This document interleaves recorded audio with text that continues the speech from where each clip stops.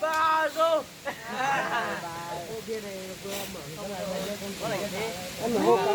Ô cháu dùng chùa có mà. Ngon sao Ngon. Ô đến đây rồi. Nào. Hô đi. Nhưng mà hô đi. Đi ra hả? Đi ra vậy. Anh em 23 rồi. Anh em ơi. Ơi. 2 3 Go. 2 3 go. 2 3 uống. Cái này.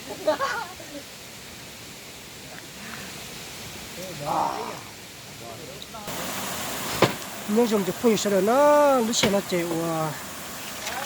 phải ở bên từ tua in bưởi ra ngoài xe chạy tua nướng gà tả đây nó này nó bắt tu lụa tôi xí cái này nó sẽ được dùng xe thì sẽ được cái tàu cái tàu dề tàu cái chiếc cái chỉ tua phải sẽ được chỉ nó này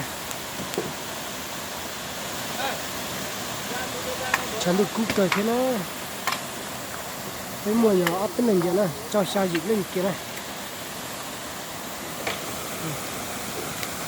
chẳng lấy tụi cho cú này lấy tụi cú cho này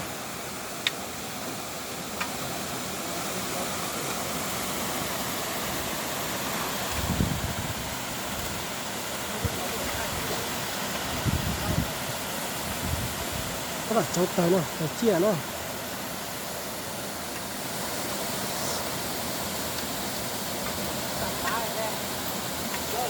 mình sẽ để phát sọc cá thế sẽ ít nhiều của vô tàu dùng chạm phun chọc cái đồ sáng này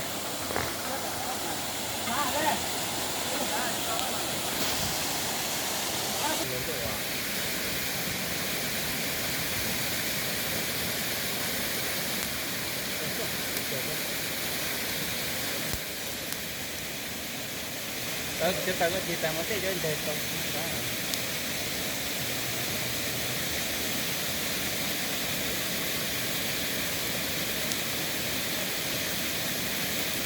Vâng. Tôi sẽ dẫn tàu cuối sang rồi.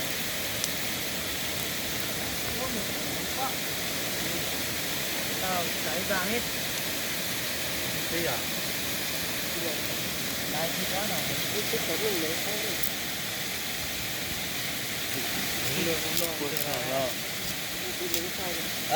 Nếu mà uổng lụ nữa nói chó nhiều nữa nhiều đi thì nước đi cảnh cái đó đi hai leo đây cái chảo rồi phải đi hai leo tăng cũng ghét cá mà nó cũng có tăng thôi thì tao chia cái kia là cái này chỉ cần chia cái kia thôi cái này dạ ấy là có con ra xí rồi biết cái là có tôi hay dưới chọn cây học bài hả ui chứ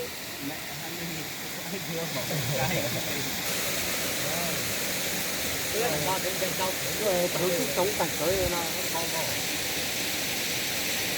có cả chi nó quỳ nó chi có cả chi cái thế gì đấy cái lò đó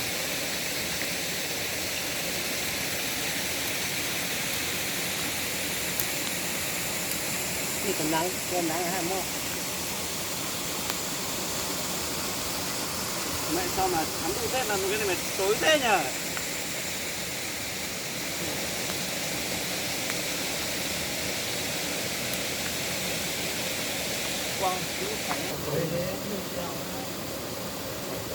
mất hết lất này nhìn chẳng ngon nào tao nhỉ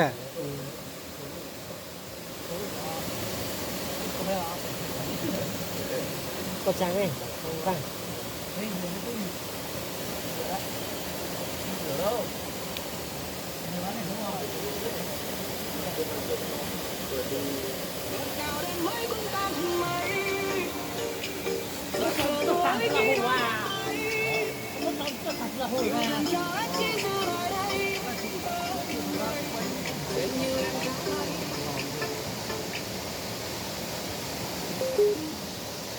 có được ăn lật rồi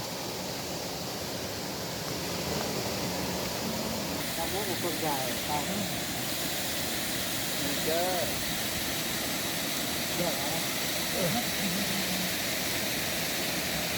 nó tôi ốp cái kia nè mua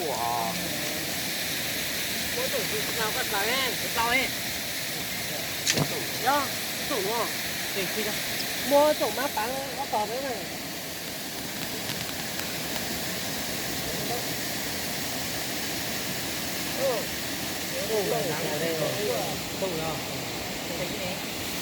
Có một trò nó lẻ.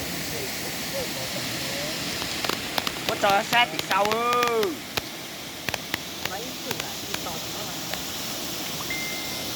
có trò sát thì lắm lâu là lúc có số giấy tặng được thì mang thì tặng ra Nó chủ má mà.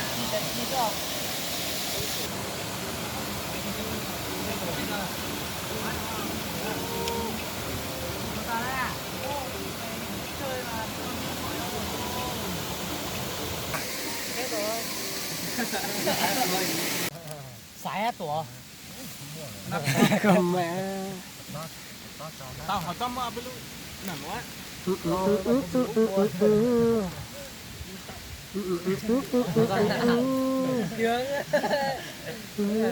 chỉ là ngầu á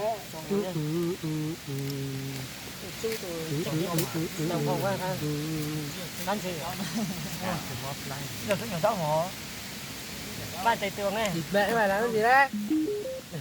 má đậu xanh Cái này tao quay dài đấy. Tao dài. Tao à? Tao nhá. Không cần như thế đâu mà. Rồi. Có tủ hả? Nó chọn trên một. Bỏ con cá ra. Lên đây. Hở thịt tí nào. Cái nào nữa. Ôi trời ơi, hình như dưới trên này chế độ cao hơn nhỉ? Có mà cán điện nhá. Hết mới lại về nhá. Đúng rồi, mấy thịt gà về đây bên kia nhiều thịt gà quá. Kia có trông không nhỏ hơn, đây có tôm xích rồi. Thế à? Không biết, thằng nào ăn xong kệ. Nó cái mồm mỏ ha. Mà mình bỏ cho có. Kia rồi đâu. Cái gì mổ xé nó. Bỏ rồi hết. Cháu gì. Không làm mình có ăn nữa. không làm mình được có ăn á thôi nghỉ đi Xúc rồi. Lâu nữa. Một có gì đừng nó tắm đi, sát trùng cũng thải nè hà. Ủa hả có à? Nhớ tập về luôn. Ô khẩu tóc. cái nó đùa bông hú ơi Mày ấy, lúc tao đổ nó gì nó rách. gì Trong bụng con cá. Lúc tao đổ nó chưa rách đâu. Hai cái. Phú chụp bung bùa cái anh chị. Cái cần rau á. Hello anh em nào. Giờ tay hai thế nào. Rồi, đang phát trực tiếp mà. Chả ai xem. Cái nọ nữa. bạn tham mù Này. Hai cái lấu nhỉ. Tao. Chụp bia đi. Bia đi. ô muốn chỉ sao pê tì hết à Chụp bia đi anh em ơi. Hết rồi nha, mình cho hết rồi nha. ê rồi rồi anh em mình không được ăn cái gì luôn Không được ăn cái gì. Đuổi chúng nó ra nhá. Không đuổi chúng nó ấy. Đâu không ăn Cho cái tí sốt là xem bé mà. Chúng nó mang 10 chai bia à? mới Lon hay là chai? lon không mua lại Thế thì cứ đợi đi. Chúng nó góp tiền thì để phần đi. đúng rồi Nó ra là 6 tô. Không ai là chúng nó. Nhớ những chỗ quay sẽ nó lúc sau nó chịu bây giờ. Quay ta tạo ba tàu. Bây giờ nó về tôi nó xì. Cái ở thế chơi thế. một chén rửa nam à vẫn thế Nó dạng thế này.